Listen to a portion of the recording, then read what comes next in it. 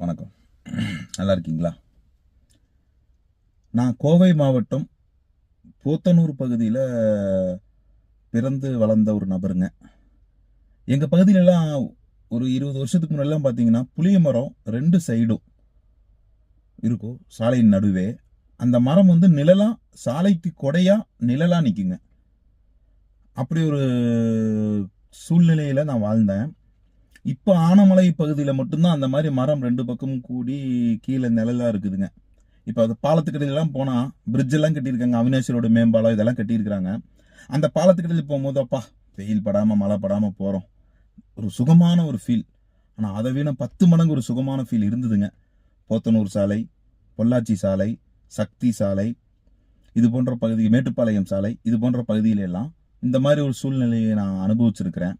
சாலை ஓரத்தில் இருக்க மரத்தில் பழங்கள், ஊட்டி எல்லாம் போகும்போது பார்த்தீங்கன்னா ஒரு 2005 2006 ஊட்டி போகும்போது பைக்கில் போவோம். அப்போ அந்த பேரிக்காய் இந்த மாதிரி மரங்கள்லாம் ரோட்டில் பறித்து சாப்பிட்ருக்குறோம். அப்புறம் மற்ற பகுதிகளில் இந்த குளக்கரைகளெல்லாம் இந்த கொடுக்காப்புளி, சீனி புளிங்காங்குவாங்க, கொடுக்காப்புளி, அப்புறம் நெல்லிக்காய் இதெல்லாம் வந்து ரோட்லேயே பறித்து சாப்பிட்ருக்கோம். இன்றைக்கி அதை பார்க்கறது ரொம்ப கஷ்டமாக இருக்குது. இந்த நெல்லிக்காய், கொடுக்காப்புளி இதெல்லாம் ரோட்டில் இல்லாதனால தான் தைராய்டு, நீரிழிவு நோய் இதெல்லாம் வந்து அதிகமாக இப்போது இதாகிட்டு இருக்குதுங்க. ஸோ இதுகளுக்கு நீரிழிவு, சர்க்கரை வியாதிக்கும் தைராய்டுக்கும் அருமருந்து வந்து இந்த கொடுக்காப்புளியும் நெல்லிக்காய் இதெல்லாங்க. அதெல்லாம் யாருக்கும் இப்போ தெரியுமான்னு கூட தெரியல.